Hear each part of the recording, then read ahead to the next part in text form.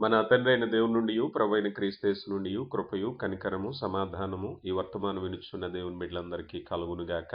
ప్రియా దేవుని బిడ్డలారా, ఈ దినము అనగా 9వ తేదీ జనవరి మాసం 2026వ సంవత్సరం శుక్రవార దినపు ధ్యానాంశము విలక్షణ సూత్రము 4వ భాగము.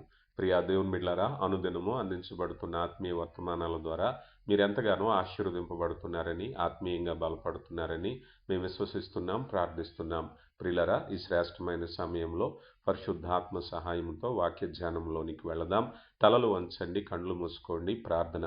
శక్తివంతుడైన దేవ, ప్రేమ కలిగిన తండ్రి, నిత్యుడగు దేవ, నిన్న నేడు నిరతము ఏకరీతిగా ఉన్న మా దేవ, మీకే మహిమ చెల్లిస్తున్నామయ్యా. శాశ్వతమైన పవిత్రమైన ప్రేమ చేత మమ్మల్ని ప్రేమిస్తున్న మా కన్న తండ్రి, అయా జీవార్థమైన మాటలు వినుటకు మీరు మాకు ఇస్తున్న అవకాశాన్ని బట్టి మీకు మహిమ చెల్లిస్తున్నాం. అయా, మీ మాటల్లో శ్రేష్టతను, జీవాన్ని, రక్షణను మేము పొందుకోవటానికి కృప దయచేయండి. మీ దాసునిగా నన్ను మరుగుపరిచి కేవలం వాక్యాన్ని మాత్రమే బయలుపరచండి. తద్వారా సమస్త మహిమ, ఘనత, ప్రభావాలు మీరే పొందుకోమని క్రీస్తు నామములో అడిగి వేడుకొంచున్నాం తండ్రి. ఆమెన్. ప్రియులారా, విలక్షణమైన వైఖరిలో నిన్నటి దినాన 3 విషయాలు మనం నేర్చుకున్నాం. ఒకటి, విభిన్నమైన వైఖరి, విభిన్నమైన స్వభావము, విభిన్నమైన మాట తీరు కలిగి ఉండాలి. లోకంలో ఉన్న వారికంటే విభిన్నంగా ప్రత్యేకమైన వైఖరి కలిగి ఉండాలి, ప్రత్యేకమైన స్వభావం కలిగి ఉండాలి, ప్రత్యేకమైన మాటను కలిగి ఉండాలని. ఈ క్రమంలో ఈరోజు చివరిగా మనం తెలుసుకునేది ఏమిటంటే, జీవితంలో ప్రతిదానికి విలక్షణ సూత్రం అనేది వర్తింపచేయాలంటే విభిన్నంగా ఉన్నాము అని చెప్పటానికి మనం ప్రయత్నించాలి. ఉదాహరణకి ఈ మాట అంటే, దుస్తుల గురించి మీరు ఆలోచన చేయండి. వాస్తవానికి మనం అందరం కూడా లోకంలో దుస్తులు పోటీ పడుతూ ఉంటారు. ఈరోజు మనిషి దుస్తుల కోసం పోటీ పడేటప్పుడు మనిషి ఆలోచన ఏమిటంటే, ఉదాహరణకి ఒకప్పుడు వస్త్రాలు కప్పుకోవటం అంటే శరీరాన్ని కప్పిపెట్టుకునేలాంటి వస్త్రాలు వేసుకోవటం, అలాగే వాతావరణం నుంచి కాపుదల కొరకు వస్త్రాలు అనే విధంగా ఉండేవి.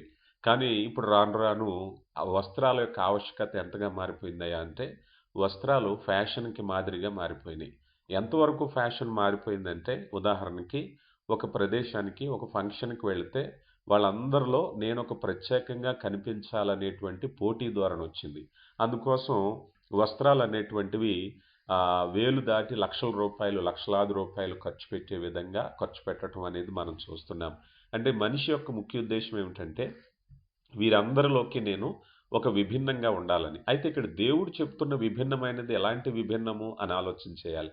అంటే లోకములో ఉండే విభిన్నం. అంటే లోకంలో ఉదాహరణకి మనం చాలాసార్లు ఈ అంశాలు ధ్యానించుకున్నాం. అదేమిటయ్యా అంటే, మరి వస్త్రాలు ఎలాంటి వేసుకోవాలి అనంటే, ఉదాహరణకి మన తాతల కాలానికి, తండ్రుల కాలానికి, మన కాలానికి ఫ్యాషన్ మారిపోయింది. అయితే ఇప్పుడు ఏ బట్టలు వేసుకోవాలి? ఒకప్పుడు మన తాతల కాలంలో వేసిన బట్టలు ఇప్పుడు వేసుకోవాలా అంటే ఖచ్చితంగా కాదనే చెప్తారు. ఎందుకంటే రోజులు మారుతున్నాయి, వస్త్రాలు, విధానాలు మారుతూ ఉన్నాయి. కానీ మరి ఏ బట్టలు మంచివి? మన తాతల కాలం నాడు వాడిన బట్టలు మంచివా? చాలామంది అడుగుతూ ఉంటారు. అదేమిటయ్యా అంటే, ఎలాంటి వస్త్రాలు వేసుకోవాలి? మోడర్న్ వస్త్రాలు అంటే ఏమిటి? ట్రెడిషనల్ ఏమిటి? ఇలాగా రకరకాల ప్రశ్నలు వచ్చినప్పుడు దీనికి సమాధానం ఏమిటయ్యా అన్నట్లయితే, ఒకే ఒక జవాబు ఏమిటయ్యా అంటే, దీని ఇంగ్లీష్లో లుక్ మీ ట్యాగ్ అంటారు. లుక్ మీ ట్యాగ్ అంటే నా వైపు చూడండి అనేటువంటి అర్థం అనమాట. అలాంటి వస్త్రాలు వేసుకోకుండా సాధారణ వస్త్రాలు, ఒంటిని కప్పిపుచ్చే వస్త్రాలు, గౌరవప్రదమైన వస్త్రాలు, మగోళ్లే కానీ ఆడోళ్లే కానీ. ఆడోళ్ళ గురించి ఒకవేళ వస్త్రాలంటే ఒక అంశంగా పరిగణింపబడుతుంది, కానీ మగోళ్ళను కూడా ఉపేక్షించడానికి లేదు. ఈ మధ్య నేను చూస్తున్నాను చాలామంది దైవజనులు అయినటువంటి వాళ్ళు కూడా ఈ కాళ్ళు ఈ గట్టిగా పట్టేసినటువంటి ప్యాంట్లో విచిత్రంగా, అదేంటో నాకు తెలియదు, శరీరాకృతిని బయటికి కనిపించడానికి వేసుకునే వస్త్రాలు ఈరోజు పురుషులు కూడా వేసుకుంటున్నారు. మరి అదేంటో నాకు అర్థం కావట్లేదు కదా. బోధకులైనటువంటి వారు చాలామంది వస్త్రాల విషయంలో వారి శరీరాన్ని కప్పిపుచ్చుకునే వస్త్రాలుగా ఉండాలి తప్పించి శరీరాన్ని బాహాటంగా కనిపించేవిగా ఉండకూడదు. అంతే. అంటే ఆయా కాలమాన పరిస్థితులు, ఉదాహరణకి మనం తీసుకుంటే అమెరికాలో వస్త్రాలు వేరుగా ఉంటాయి, భారతదేశంలో వస్త్రాలు వేరుగా ఉంటాయి. ఎక్కడి వస్త్రాలైనా తెలియవలసిన విషయం ఏమిటయ్యా అంటే, ఎక్కడి వస్త్రాలైనా ముఖ్యంగా కావాల్సింది ఏమిటంటే ఒంటిని కప్పిపుచ్చుకునే వస్త్రాలుగా ఉండాలి. ఇది ముఖ్యం. అలాగే ఎదుటి వ్యక్తి యొక్క భావాలను మనము ఆకర్షించకుండా ఉండటానికి జాగ్రత్త. ఈరోజు మనం లోకంలో రకరకాలైనటువంటి ఆలోచనలు చూస్తున్నాం. కానీ భిన్నమైన వస్త్రం ఏంటంటే, లోకంలో వస్త్రము, దేవుడు చెప్పిన వస్త్రాలకి ఉన్న వ్యత్యాసం ఏమిటంటే, మేబీ లోకంలో ఉండే వస్త్రాలు ఎదుటి వారిని ఆకర్షించటానికి వాళ్ళు ఉపయోగించవచ్చు. కానీ మనమైతే దేవుని చిత్తంలో విభిన్నంగా మనం ఆ విధమైన ప్రత్యేకత అంటే లోకానికి విభిన్నమైన వస్త్రాలు ధరించటము. లేటెస్ట్‌గా వచ్చిన గౌరవప్రదమైన వస్త్రాలు, రంగులు అన్నీ వేసుకుంటున్నారు. వేసుకోవచ్చు. కానీ ముఖ్యంగా మనిషి శరీరాన్ని ప్రదర్శించేవి గాని, ఎదుటి వ్యక్తి యొక్క ఆలోచనలు ప్రభావితం రేకెత్తించేవి కానీ వేయకుండా ఉండటమే. ఇది స్పష్టమైనది. ఇది లోకంలో ఫ్యాషన్ గదా! అంటే దేవుడు విభిన్నంగా ఉండమని నిన్ను కోరుకుంటున్నారు. అన్ని రంగాల్లో నువ్వు ఒక విభిన్నమైన వ్యక్తివి. అన్ని రంగాలలో నీవు ఒక ప్రత్యేకమైన వ్యక్తివి. ద్వితీయోపదేశకాండం 22వ అధ్యాయము 5వ వచనంలో కూడా స్త్రీ పురుష వేషం వేసుకొనకూడదు, పురుషుడు స్త్రీ వేషము ధరించకూడదు, అలాగు చేయవారందరూ నీ దేవుడైన యెహోవాకు హేయలు అన్నారు. ఈరోజు వస్త్రాలు మార్చుకుంటున్నారు. కొంతమంది విచిత్రంగా వారి స్త్రీలు పురుషులుగా మారిపోతున్నారు, పురుషులు స్త్రీలుగా మారిపోతున్నారు. కానీ దేవుని వాక్యం చెప్పేది ఏమిటయ్యా అన్నట్లయితే, నీ దేవుడైన యెహోవాకు అసహ్యకరమైనటువంటిది. ప్రియులారా గమనించండి. అలాగే అలంకరణ విషయంలో కూడా మనం చూసినప్పుడు, అలంకరణ విషయంలో ఒకసారి మనం తిమోతి పత్రికలోకి వద్దాం. తిమోతికి రాసినటువంటి మొదటి పత్రిక 2వ అధ్యాయము 9వ వచనాన్ని మనం చూస్తే, తిమోతికి రాసిన మొదటి పత్రిక 2వ అధ్యాయము 9వ వచనంలో, మరియు స్త్రీలు అణుకువను స్వస్థబుద్ధి కలవారై ఉండి తగుమాత్రపు వస్త్రముల చేతనే గాని జడలతోనైనను, బంగారముతోనైనను, ముత్యములతోనైనను, మిగులు విలుగల వస్త్రాలతోనైనను అలంకరించుకొనకూడదు అన్నారు. ప్రియులారా, ఈ మాట కూడా జాగ్రత్తగా చూస్తే ఇది చాలా వివాదానికి లోనైన మాట. మనం కూడా చాలాసార్లు ఈ విషయాన్ని గురించి మనం మాట్లాడుకున్నాం. అయితే ఇక్కడ చెప్పబడిన విషయాలు ఏమిటంటే, కొంతమంది ఏకంగా ఆభరణాలు పెట్టుకోకూడదు అంటారు. కానీ ఇక్కడ చెప్పబడిన మాటను ఒకసారి మనం పూర్తిగా అర్థం చేసుకుంటే, ఇక్కడ కేవలం ఆభరణాల గురించి మాత్రమే మాట్లాడలేదు. నేను ఎప్పుడు దీని విషయాన్ని గురించి ఎలాంటి జవాబిస్తానంటే, ఈ 9వ వచనంలో ఏ విషయాలు ఉన్నాయి అంటే, ఉదాహరణకి బంగారం, ముత్యాలు, మిగులు విలుగలిగినటువంటి వస్త్రాలు అన్నప్పుడు చాలామంది ఆభరణాలు పెట్టుకోరు. కానీ ఆభరణాలు పెట్టుకోవద్దని ఇక్కడ ఏం చెప్పలేదు. ఎందుకో నేను చెప్తాను, జాగ్రత్తగా వినండి. 9వ వచనములో స్త్రీలు అణుకువ స్వస్థబుద్ధి కలవారయుండి అని మొదలుపెట్టి, తగుమాత్రపు వస్త్రాలు, జడలు, బంగారము, ముత్యాలు, వెలగల వస్త్రాలతో అలంకరించుకొనక అన్నారు. అంటే వాళ్ళ యొక్క ముఖ్య ఉద్దేశం అంతా కూడా వీటి మీదే ఉండక అని చెప్పారు. అంటే ఇందులో ఏమున్నాయి? వస్త్రాలు ఉన్నాయి, వస్త్రాలు ధరించుకోవాలి. జడలు ఉన్నాయి, జడలు వేసుకోవాలి. అలాగే బంగారం ధరించుకోవచ్చు, ముత్యాలు ధరించుకోవచ్చు, వెలగల వస్త్రాలు ధరించుకోవచ్చు. కానీ ఇవి తగుమాత్రంగా అంటే విపరీతమైనటువంటి ధోరణితో కాకుండా, అదే చెప్తున్నారు, ఏదైనా అతి ప్రమాదం. ఇక్కడ చెప్పేది ఏమిటంటే అతి ప్రమాదం. వస్త్రాలు మరీ అతిగా ఉండే వస్త్రాలు కాకుండా అణుకువ కలిగినటువంటి, ఇక్కడ స్త్రీలు అణుకువ బుద్ధి, స్వస్థ బుద్ధి కలిగిన వారుగా, లోబడే గుణం కలిగిన వారుగా. కనుక చాలామంది చిన్న చిన్న ఆభరణాలు వేసుకోవచ్చు, తప్పులేదు. చక్కగా అలంకరించబడటం తప్పులేదు. కానీ అతి అలంకరణ ప్రమాదం కదా. ఈరోజు అతి అలంకరణ అంటే ఎలాంటిదయ్యా అంటే, ఉదాహరణకి వారి స్వరూపాన్నే మార్చేసుకుంటున్నారు. కొంతమంది వారి రంగే మార్చేసుకుంటున్నారు. వారు రంగు మార్చేసుకునేటువంటి అతి అలంకరణ ఒక్కసారిగా సహజత్వాన్ని కోల్పోయినటువంటిది. సహజత్వానికి కొంత అలంకరణ అద్దుకోవటంలో తప్పులేదు. సాధారణంగా ఎవరైనా ఆ విధంగా చక్కని ఆభరణాలతోనో లేకపోతే చక్కగా తగు మాత్రంతో అలంకరించుకోవటం. కానీ మరీ ఎక్కువగా, మరీ అంటే చూసేసరికి ఒక ప్రత్యేకమైన ఆకర్షణగా నిలబడాలి అనే విధంగా కదా. ఒకప్పుడు మనం చూసాం ఏంటంటే, ఎవరైనా అలంకరణలు అనేటువంటివి సినిమాల్లోనూ లేకపోతే డ్రామాలో యాక్ట్ చేసే వాళ్ళు కూడా చేసుకునేవారు. కానీ ఈరోజు వాళ్ళకంటే అది వృత్తి చేసుకున్నారనుకోవచ్చు. ఏ పని లేనోళ్ళు కూడా ఆ రీతిగా అలంకరించుకునే వాళ్ళని చూస్తూ ఉంటాం. విచిత్రంగా ఉంటుంది. దేని కొరకు? వాళ్ళంటే ఏదో వృత్తి కొరకు వాళ్ళ నాటికలు లేకపోతే ఇంకోటి ఆ స్థాయి అలంకరణలు పెరిగిపోయినాయి ఈరోజు. దేని కొరకు? వృద్ధాప్యాన్ని అంగీకరించట్లేదు చాలామంది. ఎందుకంటే వృద్ధాప్యం అంటే ఇష్టం ఉండట్లేదు వాళ్ళకి. వృద్ధాప్యం వచ్చినప్పుడు ఒకవేళ తెల్ల జుట్టు రావచ్చు, జుట్టు ఊడిపోవచ్చు, ముఖం మడతలు పడవచ్చు. వృద్ధాప్యంలో సహజంగా దేవుని నియమం అది. దేవుని వాక్యం చెప్పేది ఏమిటి? దేవుని వాక్యం చాలా స్పష్టంగా చెప్పేది ఏమిటయ్యా అంటే, ఈ దేహము శిథిలమైపోయే గుడారము అని చెప్పారు. ఈ దేహం శిథిలమైపోయే గుడారం ఏమవుతుందయ్యా అంటే రోజు రోజుకి పెరుగుతా పెరుగుతా నడి వయసు వచ్చేసరికి వయసు పెరుగుతూ శరీరాకృతులు పెరుగుతూ ఉంటాయి. ఇక నడి వయసుకొచ్చిన తర్వాత అక్కడి నుంచి శరీరాకృతి ఏమవుతుందయ్యా అంటే మెల్లమెల్లగా మెల్లమెల్లగా శరీరాకృతి చెడిపోతూ ఉంటుంది. అంటే ముఖం ముడతలు పడుతుంది, వృద్ధాప్యం వస్తుంది, జుట్టు ఊడిపోతుంది, లేకపోతే బట్టబొర రావచ్చు. ఈరోజు బట్టబొర రాకుండా ఉండడానికి ఆపరేషన్లు చేసుకుంటున్నారు. ముఖం మడతలు రాకుండా ఉండడానికి ఆపరేషన్, ముక్కు సరి లేకపోతే ముక్కు ఆపరేషన్, చెవి సరి లేకపోతే చెవి ఆపరేషన్, ముఖం వాలకం సరి లేకపోతే ఆపరేషన్. ఇంత అవసరం అవన్నీ ఇది లేదు. ఎందుకంటే దేవుడు నీకు ఇచ్చిన రూపంతో సంతృప్తిగా సంతోషంగా జీవించాలి, అంతేగాని అసంతృప్తితో బ్రతకొద్దని దేవుడు చెప్తున్నారు. అసంతృప్తి ఉన్నవాళ్లే తనకు కలిగిన శరీరాకృతితో సంతోషంగా లేనివాడు, అసంతృప్తిగా ఉన్నవాడు మార్చుకోవటానికి ఎక్కువ ప్రయత్నిస్తాడు. అంటే నియమం ఏమిటి? నీ శరీరాకృతి నీకు ఎవరిచ్చారు? దేవుడిచ్చారంటే దేవుని నిర్మాణంతో నువ్వు సంతోషంగా లేవనే కదా అర్థం. ఉదాహరణకు అనుకుందాం, మనం నల్లగా పుట్టాము అనుకుందాం. దేవుడిచ్చిన రూపం ఇందులో తప్పే ఉంది కదా. వాస్తవానికి నలుపు అందవికారత, తెలుపు అందం అంటానికి అవివేకం అది. నేను ఎందుకంటానంటే ఈ సంస్కృతి బహుశా మన భారతదేశంలోనే ఉందేమో అని నేను అనుకుంటాను. ఎందుకంటే సాధారణంగా నాకు తెలిసినటువంటి కొన్ని దేశాల్లో బ్లాక్ అనేది ఒక కలరు అంతే, వైట్ అనేది ఒక కలర్ అంతే. ఉదాహరణకి మనం బట్టలు కొనుక్కోవటానికి వెళ్ళాం, అక్కడ చాలా రకాల రంగులు ఉంటాయి. మనకు ఒక్కొక్క రంగు నచ్చుతుంది. మనుషుల రంగులు కూడా వాళ్ళని అలా చూస్తారు. కొన్ని దేశాల్లో నేను చూశాను. అప్పుడు ఆ దేశంలో సదరు వ్యక్తి నన్ను అడిగాడు, ఏమండి మీ దేశంలో నలుపు అంటే అందవికారం అంటారంట, నిజమేనా అన్నాడు. నాకు ఆశ్చర్యం వేసింది. కనుక అది విచిత్రంగా చూస్తారు కొంతమంది, నలుపు అందవికారం అని. కాకపోతే మన సంస్కృతిలో అలా అనుకుంటారు కనుక అలా అనుకోవాలి. కానీ నలుపు అనేది అందవికారం ఎప్పుడూ కాదు. నలుపు అనేక రంగులు కదా. ఈరోజు కొన్ని వస్త్రాలు కొనుక్కునేటప్పుడు నల్లని వస్త్రాలు కొనుక్కుంటాం కదా, అది అందం, అందులో తప్పేమీ లేదు. అవి రంగుల్లో ఒక రంగు తప్పించి నలుపు అందవికారం అని చెప్పటానికి వీలేదు. ఇక తర్వాత విషయం ఏమిటయా అన్నట్లయితే దేవుడిచ్చినటువంటి నియమం, నీకు నలుపు రంగు ఇచ్చారా, రంగుల్లో ఒక రంగు కదా, ఇంద్రధనుసులో రంగులు ఉన్నట్టు ఒక రంగు అది. దాన్ని ఆనందించాలి తప్పించి నేను సంతృప్తికరంగా లేను అనుకుంటే దేవుడి నియమాన్ని మనం ధిక్కరించినట్టే, అంతే కదా. మన ఆకృతి ఒకలా ఉండాలని దేవుడు, ఆయన పరమ కుమ్మరి అని మనం అనుకుంటాం కదా.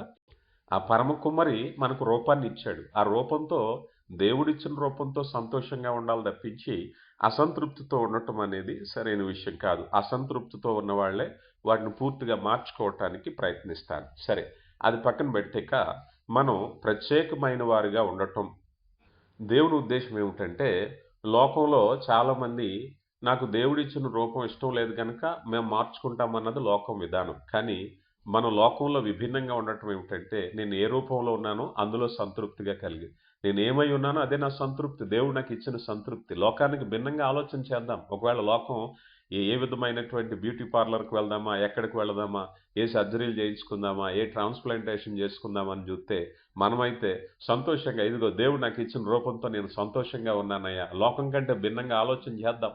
ఈరోజు ఈ ఈ యొక్క కాస్మెటిక్స్ మీద, లేకపోతే అందం అనేటువంటి వాటి మీద, అంటే అది జుట్టు కావచ్చు, రంగు కావచ్చు, ఇంకా రకరకాల వాటి మీద కోట్ల వ్యాపారం జరిగిపోతుంది. ఎందుకని మనిషి అభిరుచిని బట్టి వ్యాపారం పెరిగిపోతుంది కదా. ఒకప్పుడు వ్యాపారాలన్నీ కూడా మనిషి ఆహారం మీద, వస్త్రం మీద ఉండే, అవి దాటి వెళ్ళిపోయినాయి. ఇప్పుడు వ్యాపారాలన్నీ కూడా మనిషి అభిరుచులు మారిపోయినాయి. మనమైతే ఇదిగో మేము దేవుడిచ్చినటువంటి రూపంతో మేము సంతోషంగా ఉన్నాము అని చెప్పగలిగే స్థితిలో ఉందాం. ఇక ఈ వాక్యములో తిమోతికి రాసిన మొదటి పత్రిక 2:9 చెప్పబడిన మాట ఏమిటయ్యా అన్నట్లయితే మనము ఇక్కడ ముఖ్యమైన ఆత్మీయ సత్యాన్ని ఒకటి అర్థం చేసుకోవాలి. అదేమిటయ్యా అంటే స్త్రీలు ఎలా ఉండాలి? తగుమాత్రపు వస్త్రాలు, జడలు, బంగారము, ముత్యాలు, మిగులు వెలగల వస్త్రాలతో అలంకరించుకోవటం అంటే సమయం కేటాయించాలి. అవునా కదా చెప్పండి. సాధారణంగా మనం అనుకుందాం, ఎక్కడికైనా ఒక కార్యక్రమానికి వెళ్ళాలి అంటే భార్యాభర్తలు సాధారణంగా భార్య సిద్ధపడటానికి కొంత సమయం పడుతుంది. కామన్‌గా తప్పేమీ లేదు. ఎందుకంటే కొంత సమయాన్ని కేటాయించాలి. మగవాళ్ళంటే జుట్టేదో ఒక పక్కకు దూకుంటే సరిపోద్ది. పాపం వాళ్ళు తీరుబాటుగా జడ వేసుకొని ఇవన్నీ చేసుకోవటానికి కొంత సమయం పడుతుంది. కాదనడానికి లేదు. కానీ ఇక్కడ ఏమంటున్నారంటే దాంతో పోల్చి మీరు ఎలాగైతే సమయం తీసుకుంటున్నారో, ఎలాగైతే సమయం కేటాయిస్తున్నారో అలాగే అనుకువ స్వస్థబుద్ధి కలిగిన వారై ఉండటానికి, అలాగా 10వ వచనంలో అంటున్నారు, దైవభక్తి గలవారమని చెప్పుకున్నట్టు స్త్రీలు సత్క్రియల చేత తమ్మును తాము అలంకరించుకోవాలి అన్నారు. అంటే కొంత సమయాన్ని కేటాయించాలి. ఇప్పుడు దాంతో ఎందుకు పోలుస్తున్నారంటే, ఆధునిక ప్రపంచంలో మనం చూసినప్పుడు ఇది స్త్రీలనే నేను చెప్పను. పురుషులకు కూడా. ఉదాహరణకి మొఖానికి ఒక ప్యాక్ ఏసుకోవాలి, జుట్టుకి ఒక ప్యాక్ ఏసుకోవాలి, ఇంకొకటేదో కళ్ళకేదో పెట్టుకోవాలి. అది కొంతసేపు ఉంచాలి. అలాగా ప్రతిరోజు చేసేవాళ్ళు కొంతమంది అరుదుగా కనిపిస్తూ ఉంటారు. మనం అనుకుందాం, అంతంత సమయాన్ని నువ్వు సత్క్రియల్లో ఉంటే, ప్రార్థనలో గడిపితే, వాక్యంలో గడిపితే, దేవుని సన్నిధిలో గడిపితే, ఇక్కడ అదే చెప్తున్నారు తిమోతి గారికి పౌలు గారు చెప్తున్న మాట ఏమిటయ్యా అంటే, మీరు అణుకువ స్వస్థబుద్ధి కలవారై మీరేం చేయాలి? సమయాన్ని కేటాయించండి. మీ సమయం అంతా కూడా ఆకర్షణలకే పెట్టుకుంటే, మరి దేవునికి సత్క్రియలకు సమయం ఏది? ఇక్కడ ఎత్తబడుతున్న ప్రశ్న అది. మీరు ఎన్ని ఆభరణాలు పెట్టుకున్నారనే దాని మీద పూర్తిగా ఫోకస్ కాదు గానీ, మీరు ఒక రోజులో ఏ ఏ విషయాలకు మనం ఎక్కువ సమయం కేటాయిస్తున్నాం? అందుకే దేవుడిచ్చిన సమయాన్ని దేవుని మహిమపరచటానికి వినియోగించండి అని చెప్పే ప్రయత్నాన్ని ఇక్కడ మనం చూస్తూ ఉన్నాం. అలాగే పేతురు గారు కూడా ఈ విషయాన్ని గురించి మాట్లాడుతూ, పేతురు గారు రాసినటువంటి మొదటి పత్రిక 2వ అధ్యాయము 11వ వచనంలో అంటున్నారు, ప్రియులారా, మీరు పరదేశులను యాత్రికులై ఉన్నారు గనుక ఆత్మ విరోధముగా పోరాడు శరీరమును విసర్జించి అన్నారు. ఇక్కడ మన ముఖ్యమైనటువంటి ప్రత్యేక విభిన్న సూత్రం ఏమిటయా అన్నట్లయితే, ఇదిగో మనము పరదేశులము యాత్రికులము గనక ఆత్మకు విరోధముగా పోరాడు శరీరములను విసర్జించి అన్నారు. ఇక్కడే ముఖ్యమైన విషయం. ఇక్కడ శరీర కార్యాలు, ఆత్మ కార్యాలు అంటే ఏవి ఆత్మకార్యాలు, ఏవి శరీర కార్యాలు? కానీ ఇక్కడ వాస్తవానికి భౌతిక కార్యాలు ఉంటాయి, శరీర కార్యాలు ఉంటాయి, ఆత్మ కార్యాలు ఉంటాయి.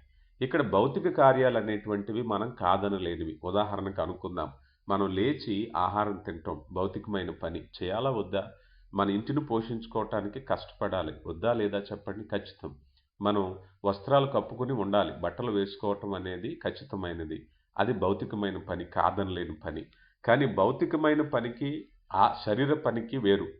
శరీర క్రియలను గురించి దేవుని వాక్యం చెప్తున్న మాట మనం చూసినప్పుడు, శరీర కార్యం అంటే పాపం. పాపం వేరు. ఉదాహరణకి మనిషి, మీకు వ్యత్యాసం తెలియపరచాలంటే, మనిషి ఆహారం తినకుండా బ్రతకలేడు. కానీ మద్యపానం లేకుండా బ్రతకొచ్చు. కానీ మద్యపానం అనేటువంటిది శరీర కార్యం, పాపం అది. ఆ పాపం లేకపోయినా మనిషి బ్రతకొచ్చు. కానీ భౌతిక కార్యం అనేది భౌతిక ఆహారం తినాలి మనం. భౌతిక ఆహారం ఖచ్చితంగా తినాలి. అందుకని భౌతిక ఆహారానికి, శరీర కార్యానికి చాలా వ్యత్యాసం తెలుసుకోవాలి. ఈరోజు లోకం దీన్ని సరిగా అర్థం చేసుకోదు. మనం భౌతిక ఆహారానికి, శరీర కార్యానికి వ్యత్యాసాన్ని గమనించినట్లయితే, శరీర కార్యాలను గురించి ఇంకా మనం ఆలోచన చేసినప్పుడు, ఆహారము కాని దాని కొరకు మీరు ఏల రోకలిచ్చెదరు. మనం కష్టపడాలి, సంపాదించుకోవాలి, ఖర్చు పెట్టాలి, తినాలి. దేవుని చిత్తం చెప్పేది అదే. మనం ఇల్లు కట్టుకోవాలి, ఇంట్లో వసతులు ఏర్పాటు చేసుకోవాలి, తప్పేమీ లేదు. వాహనం అవసరమైనప్పుడు కొనుక్కోవాలి, వాహనం మీద ప్రయాణం చేయాలి, సంతోషాలు ఉంటాయి, ఆనందాలు ఉంటాయి, ఇవన్నీ. కానీ ఈ సంతోషాలు శరీర కార్యాలు కాకూడదు. ఇప్పుడు ఉదాహరణకు అనుకుందాం, ఇంట్లో వివాహం జరిగింది, సంతోషం. దేవుని వాక్యం కాదనేమనలేదే. చక్కగా బంధువులు, కుటుంబీకులు, సంఘం అంతా కలిసి కూర్చుని వివాహం చేసుకుని చక్కగా మంచి ఆహారం సామర్థ్యం మేరకు చక్కని విందుని ఏర్పాటు చేసుకుని తినటం తప్పేమీ లేదు. దేవుడు ఆ సంతోషాన్ని కాదనలేదు. అలా కాకుండా మేము మద్యపానంతో సంతోషిస్తాం, జోదంతో సంతోషిస్తాం. అది శరీర కార్యం కదా. భౌతిక కార్యాలు వేరు, శరీర కార్యాలు వేరు. అయితే ఇప్పుడు శరీర కార్యాన్ని గురించి ఎందుకు చెప్పుకుంటున్నామంటే, అపోస్తుడైన పౌలు విభిన్నంగా ఆలోచించడానికి ఒక చక్కని మాట అంటూ, ఈ శరీర కార్యాలు ఏం చేస్తాయట? ఆత్మ కార్యాన్ని పాడు చేసేస్తాయి. ఎప్పుడైతే శరీర కార్యంలోకి వెళ్ళామో ఆత్మ కార్యం పాడైపోతుంది. అందుకని ఆత్మకు విరోధముగా పోరాడు శరీర కార్యాలు, నీ జీవితంలో శరీర కార్యాలు ఎప్పుడైతే వచ్చిందో, పాపం ఎప్పుడైతే వచ్చిందో, దేవుని చిత్తాన్ని నీలో జరగకుండా ఉండడం చేస్తూ ఉంటుంది. ఉదాహరణకి మనిషికి శరీర కార్యం కోపం వచ్చింది అనుకుందాం. కోపం వస్తే ఏం జరుగుతుంది?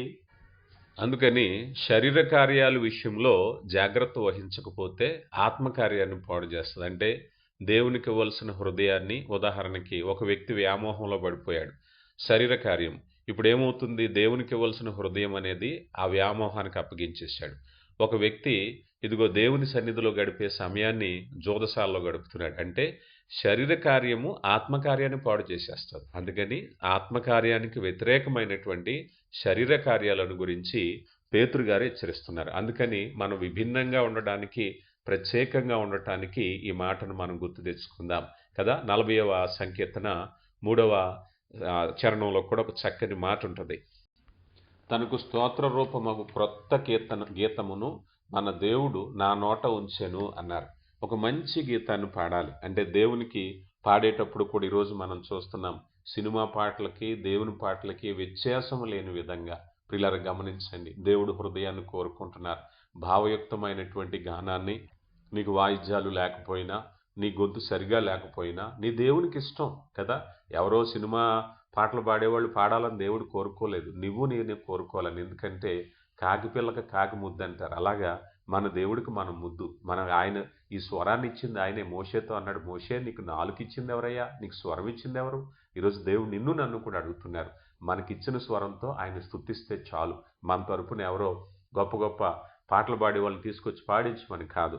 కనుక అలాగ ఎప్పుడైతే విభిన్నంగా ఆలోచన చేశామో, ప్రతి లక్షణానికి మనము దేవుని యొక్క చిత్తాన్ని విభిన్నంగా ఆలోచన చేయాలి. 19వ సంకీర్తన 4వ చరణంలో కూడా 19వ సంకీర్తన 4వ చరణంలో వాటి కొలనును క్షమించాలి 14వ చరణం, యెహోవా నా ఆశ్రయదుర్గమా, నా విమోచకుడా, నా నోటి మాటలు నా హృదయ ధ్యానము నీ దృష్టికి అంగీకారమగులుగాక. విభిన్నం. మన ఆలోచనలు విభిన్నంగా ఉండాలి. మన మాటలు లోకానికి విభిన్నంగా ఉండాలి. విభిన్నంగా ఉండాలి అంటే దేనికి విభిన్నంగా ఉండాలి? లోకానికి ప్రత్యేకింపబడిన వారిగా. ప్రియులారా, ఆ విధంగా మనం ఆలోచన చేసినట్లయితే ఇదిగో ఆయన యొక్క చిత్తాన్ని మనం తెలుసుకున్నప్పుడు ఆ రీతిగా కట్టబడదాం. దేవుడు మిమ్మల్ని దీవించునుగాక. ఆమేన్. ప్రార్థించుకుందాం. కృప కలిగిన దేవ, ప్రేమ నమ్మకం కలిగిన మా కన్న తండ్రి, మహోన్నతుడా, మీ ప్రేమను బట్టి వందనాలు నైనా. మరి చక్కని ఆత్మీయ సంగతులతో మమ్మల్ని బలపరుస్తున్నారు. విన్న వాక్య ప్రకారంగా అయ్యా ఇదిగో నైనా మేమందరము నాయన పరిశుద్ధులమైన ప్రజలుగా ఉండటానికి కృప దయచేయండి. విభిన్నంగా లోకములో అయ్యా మీకు మహిమకరంగా జీవించే కృప అనుగ్రహించండి. మీ చిత్తాన్ని మాలో నింపండి తండ్రి. మీ కృపను బట్టి కార్యము జరిగించి సమస్త మహిమ ఘనత ప్రభావాలు మీరే పొందుకోమని క్రీస్తు నామములో అడిగి వేడుకొంచున్నాం తండ్రి. ఆమేన్.